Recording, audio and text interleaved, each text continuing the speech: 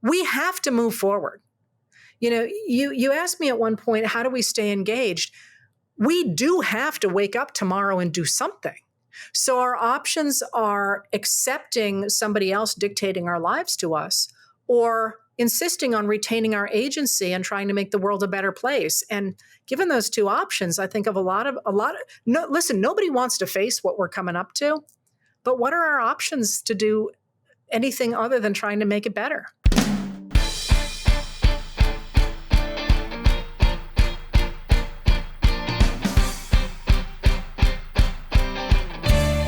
Hello, and welcome to the Politics Girl podcast. I'm your host, Lee McGowan. Let's get into it. Today, I'm very happy to be joined by my friend Heather Cox Richardson, the absolutely brilliant writer and intellect, and author of the wildly successful Substack, Letters from an American. The author of 7 books on history and politics, Heather is a historian and professor of American history at Boston College, having previously taught at MIT and the University of Massachusetts Amherst. Since we're at the start of a new year, a new quarter century, and a new administration, a lot is up in the air. So I thought I would take this opportunity to chat with one of the smartest people I know about what's going on to see where she thinks America stands in the course of history. Now, there are no answers right now about how it's going to be or how you think things are going to go. But I think if you're paying attention, we know it's not going to be great. But the question is, what do we do with that information? And how do we stay informed without losing our minds? So without further ado, please welcome someone I hope has insight on that question, my guest, historian, author, and professor, Heather Cox Richardson. Welcome back, Heather. Thanks for having me. It's a real pleasure. Well, thank you for coming. As I was just saying in the introduction, we don't know exactly how it's going to be moving forward or how things are going to look in the coming months and years under this new administration. But I think we can safely assume it's not going to be good. The question is, what do we do with that knowledge, right? How do we continue to stay informed without losing our minds? So I'm going to throw that back at you and say, I don't think we can assume it's not going to be good because as a historian, I will tell you, we don't know what's going to happen tomorrow. We don't know what's going to happen in an hour from now. And I think that you never know what could happen. My example of that lately is if you had asked most people who were paying close attention to foreign affairs what was going to be the most important thing going forward from 2024 to 2025, how many of them would have said that Bashar al-Assad would be removed from power in Syria, which was a game changer. And so now you can't really say, oh, we can assume what's going to happen going forward because we just don't know.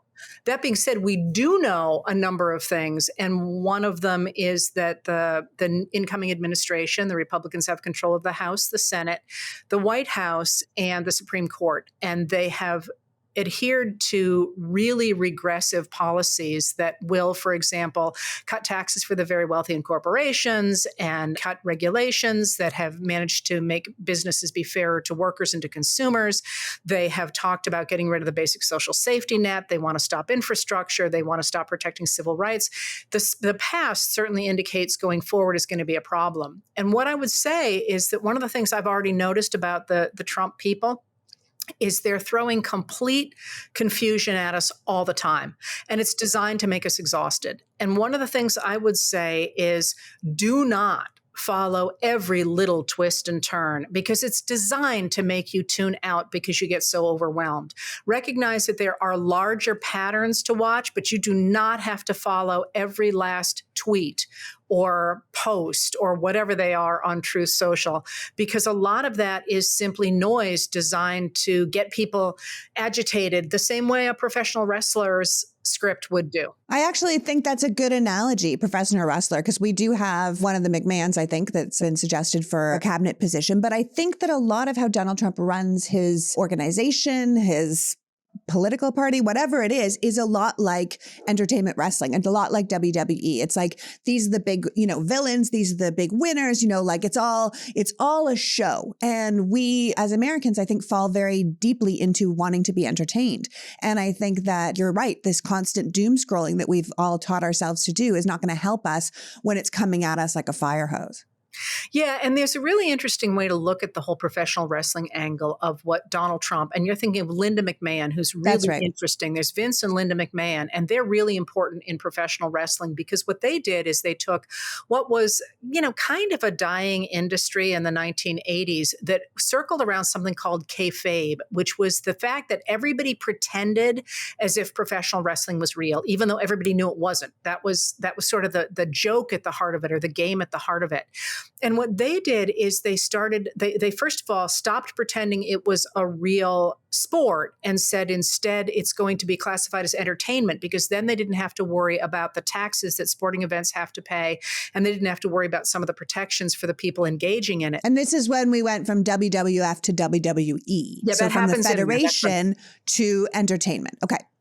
That's right. And then what they did, which I think is really reflective of politics in America today, is they began to mix real life and that kayfabe into something that a scholar of it calls neo-kayfabe, in which you never quite know what's real and what's not. So you're constantly looking to see if there's a pattern, to see if there's something new, to see if that's a reflection of real life. And it reminds me a lot of the way people engage with conspiracy theories, or as they did with QAnon, or do with QAnon. Is that a sign or is it not a sign? And you can see it, I think, in the modern period in the last few days with the man who drove a Tesla Cybertruck to a Trump tower and then apparently died by suicide, and then the thing exploded. And so many people are like, is this a sign? Is it not a sign? Is he signaling to somebody? Is he not signaling to someone? We don't know. Is it just a metaphor for what we're going to have coming forward?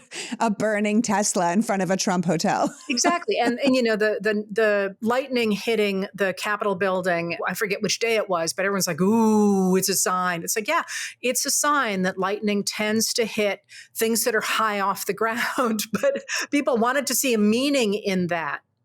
Yeah, I think that's why, there's so much religious imagery, so much tied to the Christian nationalist movement. Like, people are looking for signs. They're looking for a bigger picture. They're looking for meaning within their own struggles. And I think you can use it against people if you are clever enough. Yes, and I think what you just touched on there is really important, that people look for signs and the idea that the universe actually has meaning, individual meaning for them in situations where they don't feel like they're in control of their lives. And one of the things that I really like to emphasize about this moment is in the United States of America in 2025, we have extraordinary power as individuals. We have agency to affect our world. And I always like to compare that to this scene from the Puritans, who were the people who settled in European North America after the Pilgrims. And they were intensely religious people, and they believed that the Bible had patterns in it and that God would follow those patterns. So if you saw something happen, you could immediately make analogies to things that had happened largely in the Old Testament.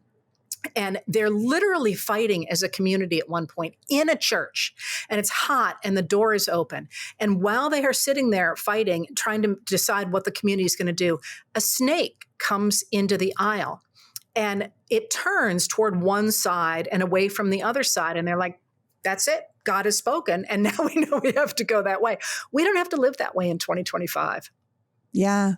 But I think that the snake does speak a lot in 2025. And I think a lot of people are like, well, the snake has spoken. I think one of my concerns with when I tell you like what happens with Project 2025 or something like this, when I say I can assume it won't be good, and you're saying don't make assumptions, we don't know how that's going to be. But if I look and read something like Project 2025, and I know what the Christian nationalist ideas are, and I know how they want to rule, and I know how organized they are. Like, Trump himself might be a disorganized person who's surrounding himself with billionaires and yes men, but the Project 2025 people who really have JD Vance under their power, they have a full plan and a full way to get things accomplished. And it'll be very hard to roll back their problems. I think sometimes I wonder if we won't be better off if these people fight each other. Do you think that that's going to happen? Because the Republican factions already seem to be fighting with each other. Steve Bannon versus Elon and Vivek regarding the necessity for H-1B visas, or Laura Loomer versus Elon over who controls MAGA. What's your take on these internal conflicts? Because sometimes I think that might be our only shot.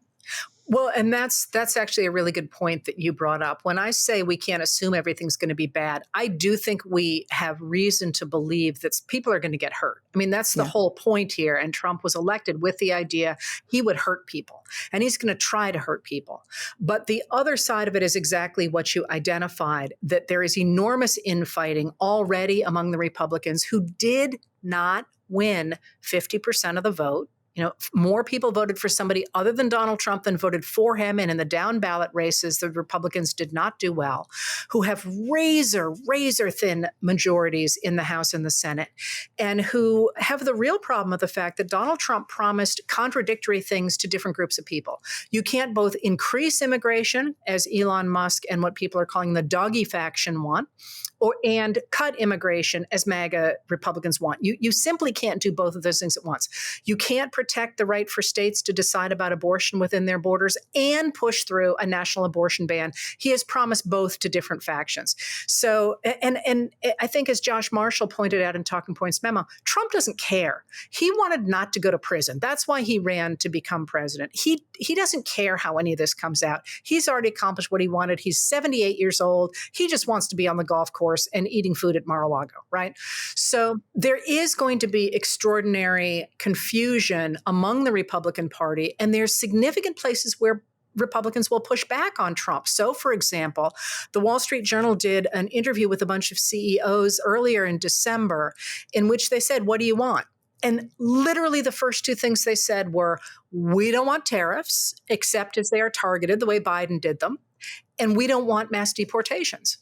Because it's bad for the economy. It's terrible for the economy. And they know that. The question is, how upset will the base be if they don't get what they want? I heard recently, and I don't know if it's true, I hope it's true, that the Democrats were thinking of putting together single issue bills based on all of Trump's promises. So it's we're going to give you better health plan, and then they put it together and they say, okay, give us the thing you said they would, and make the Republicans vote against it over and over again, all of their promises at once, but as single issue bills to point out. And I thought that might be interesting because I think a lot of people are going to be disappointed. I mean, I saw an interview you did recently on PBS, and you were talking about election results where the majority of Americans were voting because they were saying they were unhappy with higher prices or they were unhappy with the economy post-COVID. But what they're going to get is something completely different than what they voted for. You're saying, the economists are like, don't do this tariffs thing. It's going to make everything more expensive. So if you voted for the cost of eggs and then everything goes up in price, you're going to be like, hold on, wait a second.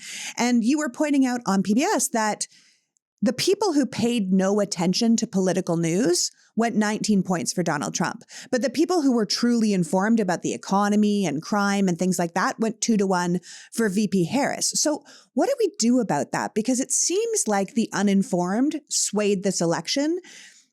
And being truly informed is not going to get any better under Trump. It's only going to get worse. Well, maybe, or maybe it's again, stop making assumptions, Lee. Well, I think that that's exactly what happened in the 2024 election is that people thought, and by people, I mean people like me, people who were in the Biden administration, I assume people like you, thought that if we did a lot of interviews and if we told people that the government really was working, that numbers of people who were being able to unionize had gone up, that real wages were the highest they'd been since the 1960s, that the economy was the strongest by 2 times than any other country in the G7. I mean, I could keep on going down the list, that they would say, oh yeah, COVID was a problem, but we came out of it better than anybody else thanks to having competent people in office. But what we learned was that the Trump Republicans, who I always like to emphasize are not traditional Republicans, they're not true Republicans, had built an alternative media. And it was an alternative media that didn't engage with legacy media, because if you watched legacy media or read the legacy newspapers, including the Wall Street Journal, which has a very right-leaning editorial page, you voted for Kamala Harris. If you watched the Fox News channel or anything within that right-wing media ecosphere, you went 19 points, between 3 and 19 points for Donald Trump. And if you lived in a news desert, where you didn't have access to any newspapers or any news really at all, you went as much as 54 points for Donald Trump. So I think the real message going forward for people who want a reality-based government again. And by this, I don't mean necessarily Democrats or independents, but Democrats, independents, and Republicans who want to live in a reality-based community need to make sure that we create a reality-based ecosystem, and I would include people like the Bulwark in this, who are true conservatives, a reality-based ecosystem that reaches into these news deserts. And I see it happening. Again, I look at you and me. We weren't doing this in 2016. No, it's true. I just think, I think that people are very misinformed. They're already misinformed. They're spun up on lies. They're spun up on disinformation and propaganda. And it's, Meta's rolling out their AI creators right now, which are like fake people to tell us what they think about whatever. Elon's just turned X into a full cesspool. The Trump administration is treating anyone who won't kiss the ring as an enemy of the state, including media. So I'm nervous about that, because you've got Trump's nominee to be head of the FBI saying he wants to prosecute the press and political enemies, So I wonder how we're supposed to find this reality-based ecosystem if we know, first of all, it's going to be skewed the way it is now, but supersized. And then we know our next government will simply change the narrative to fit the reality they prefer. What do you do with a government who doesn't care if they lie or if they're caught in a lie, who actively uses lies to benefit themselves? If the crime rates go up, they can just stop gathering the data or say it's gone down. If they don't want to deal with the climate crisis, they're like, great, we'll defund NOAA and we'll get rid of the EPA and we won't tell people that it's getting worse, right? Stop reporting the facts altogether, make up numbers, ignore factual reality. The migrant numbers are down, the border's closed now. No one was killed in that roundup that you saw on TV, even though people were. I'm not sure what we're supposed to do with that. And that concerns me. Historically, I'm sure you've seen the lying press before. I'm sure you've seen propagandists and authoritarians in history that have used information against people. What do we do when it's being used against us? This episode of the Politics Girl podcast is brought to you by Wild Grain. You might have heard me talk about Wild Grain over the holidays. Wild Grain is the first bake from frozen subscription box for artisanal breads, pastries, and pastas. Wild Grain boxes are fully customizable, so in addition to their classic variety box, they have a gluten-free box and a 100% vegan plant-based box. Best of all, they take the hassle out of baking, since all the items bake from frozen in 25 minutes or less. These boxes are amazing. We made croissants over the holidays, cookies, we had a baguette with our pasta, just fresh baked goods from the freezer to the table. And when I did have to bake a coffee cake in Toronto, me and the kitchen were literally covered in flour. So it was such a treat to have fresh baked goods without the mess. So are you ready to bring all your favorite carbs right to your doorstep? Be sure to check out Wild Grain to begin building your own box of artisanal breads, pastas, and pastries. For limited time, Wild Grain is offering our listeners $30 off their first box, plus free croissants in every box when you go to wildgrain.com/politicsgirl to start your subscription. Yep, you heard me. That's free croissants in every box and $30 off your first box when you go to wildgrain.com/politicsgirl. That's wildgrain.com/politicsgirl, or you can use the promo code politicsgirl at checkout. The start of the new year is the perfect time to get organized, set goals, and prioritize what matters most.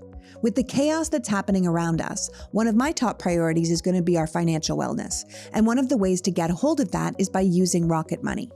Rocket Money is a personal finance app that helps find and cancel your unwanted subscriptions, monitors your spending, and helps lower your bills so you can grow your savings. Rocket Money shows you all of your subscriptions in one place and helps easily cancel the ones you forgot you were paying for. Rocket Money also pulls together all of your spending across different accounts so you can clearly track your habits and see where you can cut back. You know when you sign up for something and then you forget about it after the trial and then you're charged month after month after month? Yeah, we do that a lot. In fact, 85% of people have at least one paid subscription going unused each month. But with Rocket Money, you can see all your subscriptions in one place and just cancel the ones you're not using. A lot of people need this service, which is why Rocket Money has over 5 million users and has saved a total of $500 million in canceled subscriptions and saving members up to $740 a year when they use all of the app's premium features. So cancel your unwanted subscriptions and reach your financial goals faster with Rocket Money. Go to rocketmoney.com/politicsgirl today. That's rocketmoney.com/politicsgirl. rocketmoney.com/politicsgirl. Here's the thing. My husband and I like to cook for our family at night. We like sitting down to dinner to eat together, and we like knowing that we're eating healthy food. However, we're also incredibly busy people, and sometimes we don't have time to make a whole meal, so we end up ordering in. That, or the fact that Sean and I both work from home, and we often don't have the time to make lunch. Enter Cook Unity. Cook Unity is the New York-based chef-to-consumer meal delivery service. The company partners with famous and talented chefs who craft restaurant-quality, heat-to-eat meals delivered straight to your door. The company features over 70 chefs and hundreds of freshly prepared meals that are ready in minutes. You can choose the menu by protein, by chef, by type of food, by dietary preference or requirement. The menus are updated weekly and new chefs are always joining the team, so your mealtime will never be boring. The whole process is effortless. You get to choose from hundreds of meals, and then there's no planning or cleanup. The meals are delivered fully cooked and will heat in as little as 5 minutes. It's a flexible, commitment-free subscription service, so you can skip deliveries or pause or cancel anytime. The chefs' names are ones you'll know from the Food Network and James Beard Award winners and acclaimed restaurateurs. And everything is made in small batches and sent fresh, not frozen, with humanely raised meat and organic ingredients where possible. So reset your routine with convenient, mouth-watering meals crafted with local ingredients by award-winning chefs. Go to cookunity.com/politicsgirl or enter the code politicsgirl before you check out for 50% off your first week. That's 50% off your first week by using the code politicsgirl or going to cookunity.com/politicsgirl. Thank you, Cook Unity, for choosing to support our show. What do we do when it's being used against us? Well, listen, I'm an Americanist, and the best examples of that are from other countries. And I would answer in a couple of ways. I would answer by starting with Tbilisi right now. You know, people who are living in the country of Georgia are throwing off a government that had a very heavy hand in their country and who had that kind of a press there. And they exchanged real information and have risen up against that government. And they're in the streets all, and look at Syria. Look at Syria as well. But in the United States, we had in the late 19th century a press that very much kowtowed to one party or the other, and usually to the people of huge wealth, the people that Teddy Roosevelt would call in that era the malefactors of great wealth. And one of the things that interests me in this moment, and I think this is, like I say, I don't know what's going to happen tomorrow, but I also don't think the path is set. And one of the reasons I say that is because of the way that Americans reacted to the man who allegedly murdered Brian Thompson, the CEO of United Healthcare.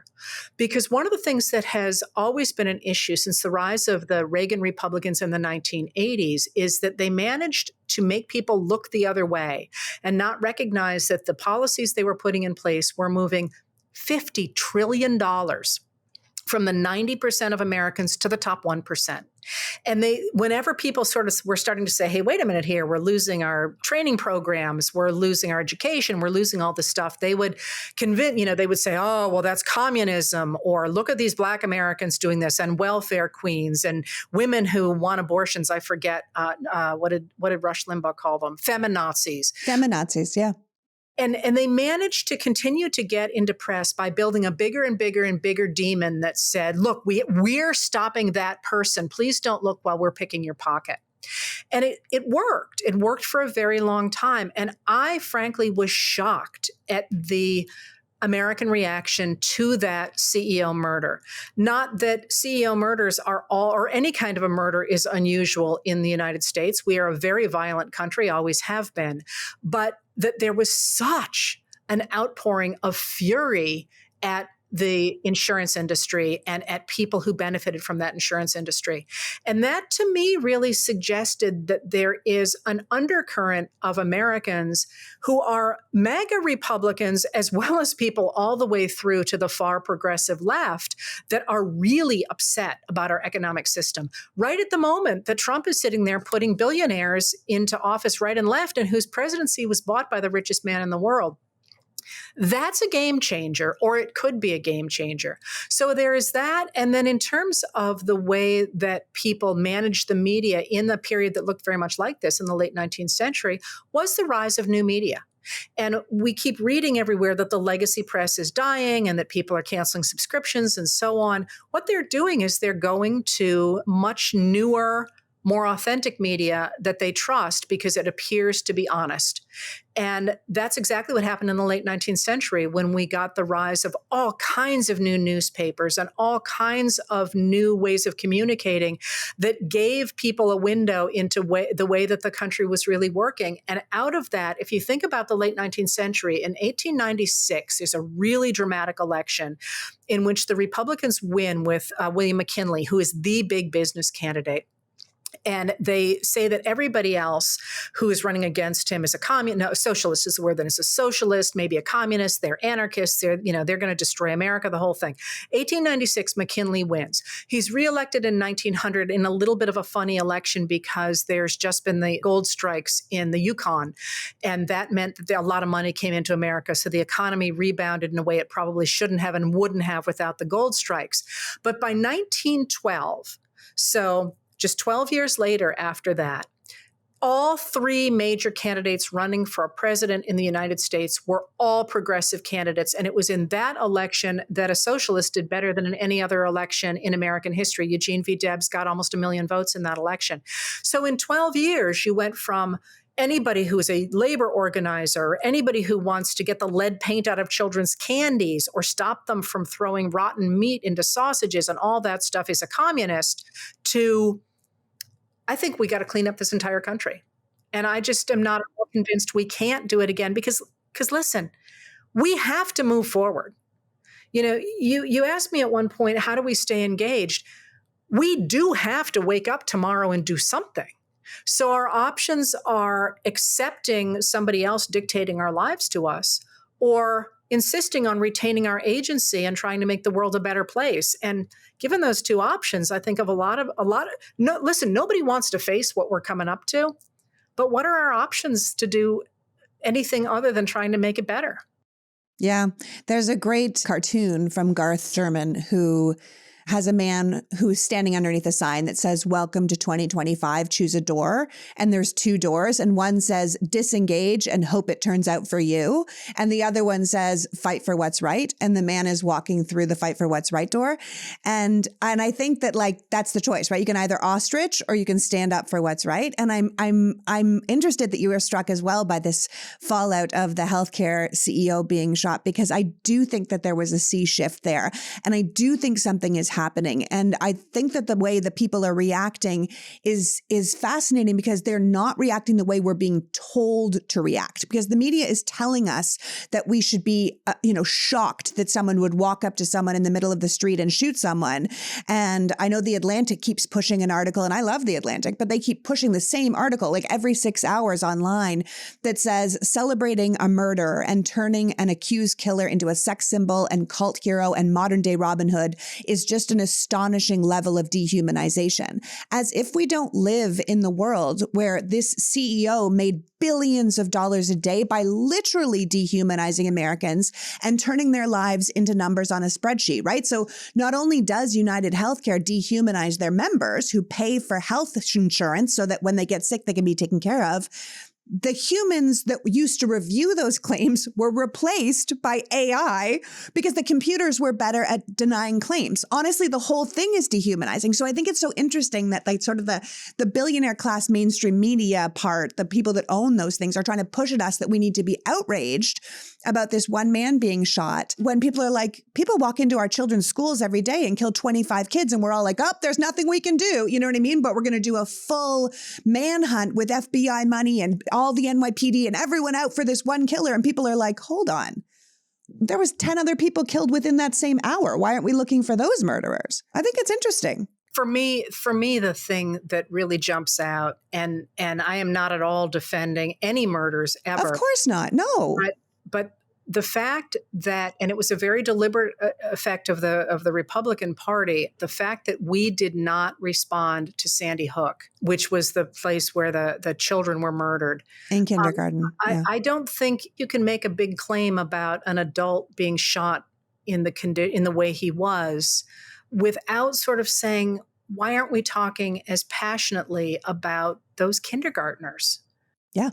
Again, who knows what's going to happen? But if you think about how angry the old MAGA is at the billionaires and how disillusioned many of them seem to be by the fact, and, I've been watching right-wing Twitter and to some degree True Social recently. Good for you. Very brave.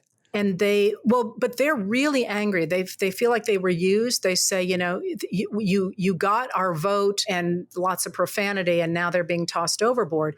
If they lose interest in MAGA, I'm not suggesting that suddenly they become, Eisenhower, but that they seem to me to be perhaps accessible to those people like, maybe Sherrod Brown, who was talking about, we got to protect workers from the very wealthy, and who actually picked up a lot more votes in Ohio in 2024 than Harrison Walz did, or like John Tester, who picked up a lot more votes in Montana than Harrison Walz did. There's a lot of malleability, I think, over issues of class now that could once again go back and trump issues of race and culture the way that they did in the late 19th century. Same shift happened back then.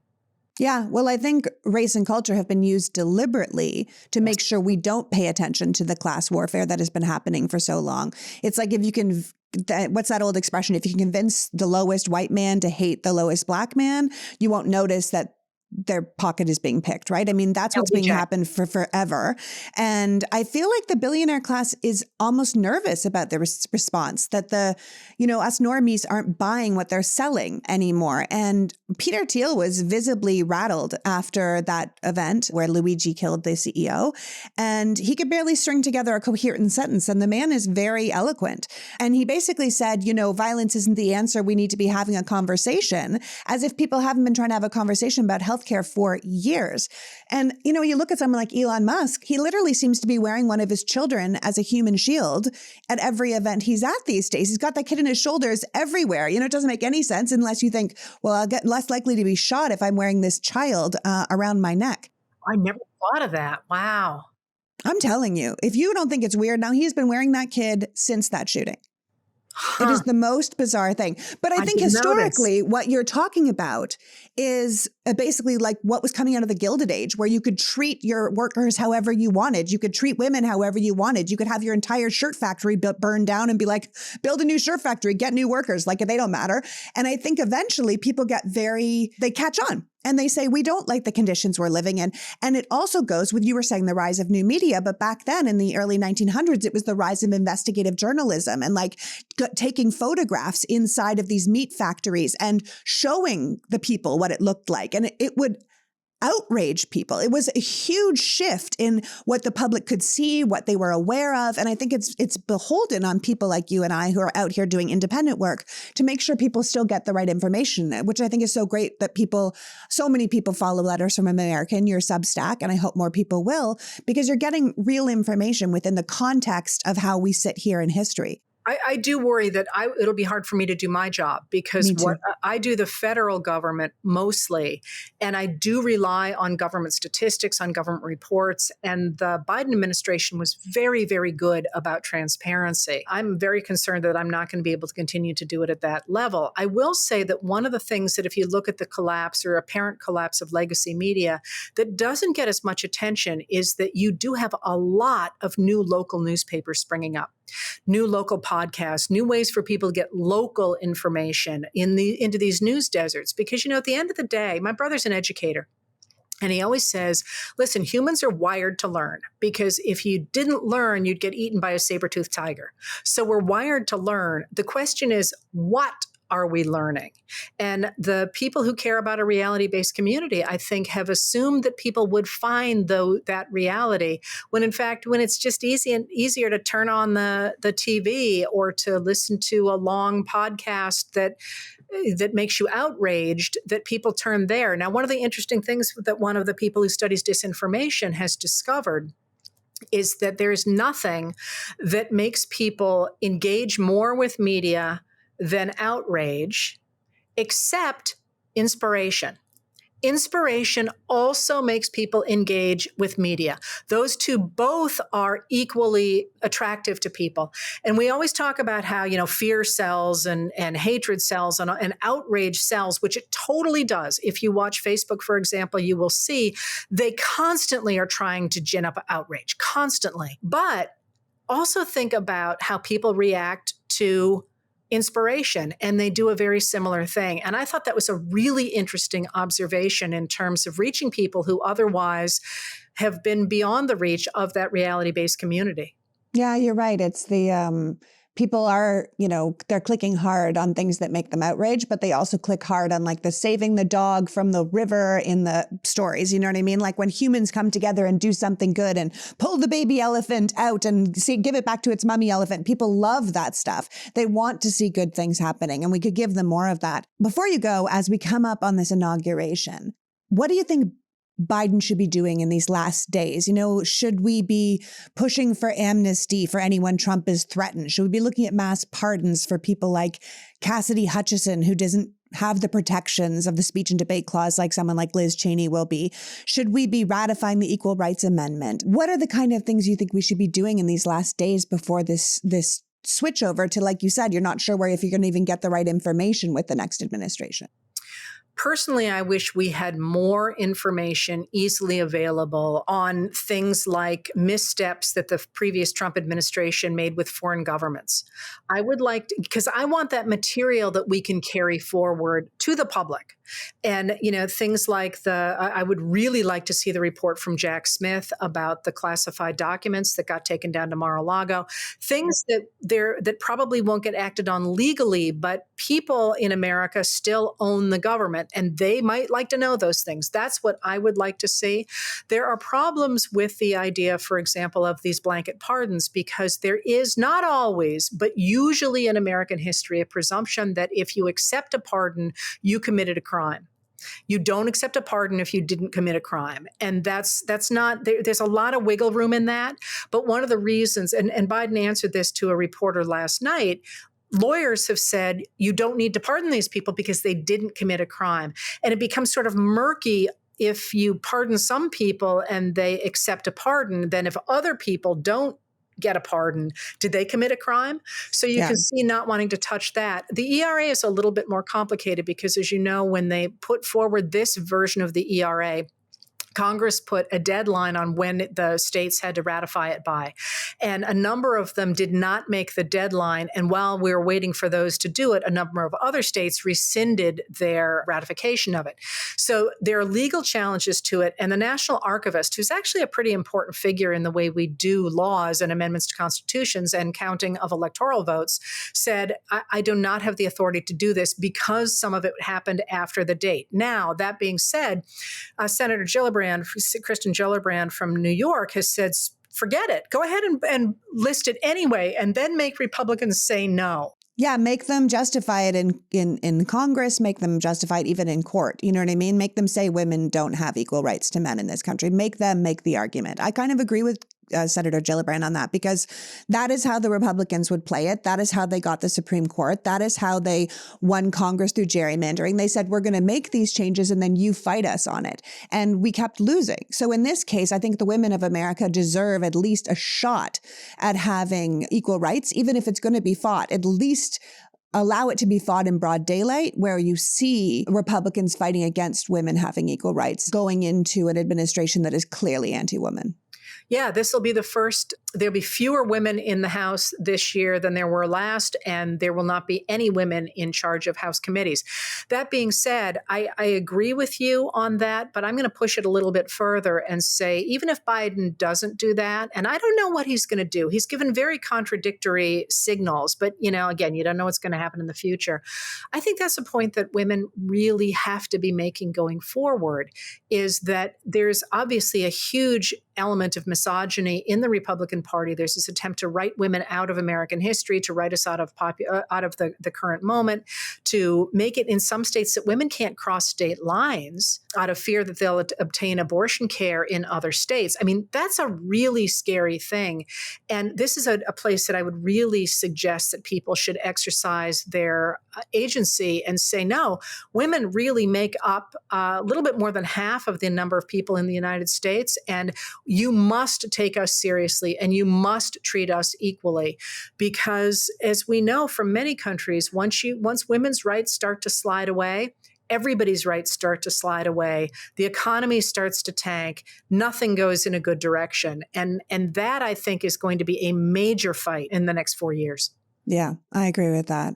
Well, from one woman to another, let's get loud about that. Thank you so much for joining us today, Heather. Please tell people how they can follow your amazing work moving forward, because they really do need you. Well, I'm on Substack with Letters from an American. I also posted on Facebook. They're always free, by the way. I do webcasts on Facebook, and I will be expanding in 2025 as well. Hoping to do more of this with people like you. And while we're at it, happy 2025. Let's make it a good one. Happy 2025. Let us try very hard to make it a good one. That is a very hopeful way of looking at it. I'm going to go with you on that. Thank you, Heather. Thanks for having me. So that was Heather Cox Richardson reminding us that we don't know the future is not going to be good, that we can't assume anything because we don't know what's going to happen. We know the next administration's policies and plans are designed to hurt people, but we don't actually know how that's going to play out. Look at the reaction to the CEO shooting.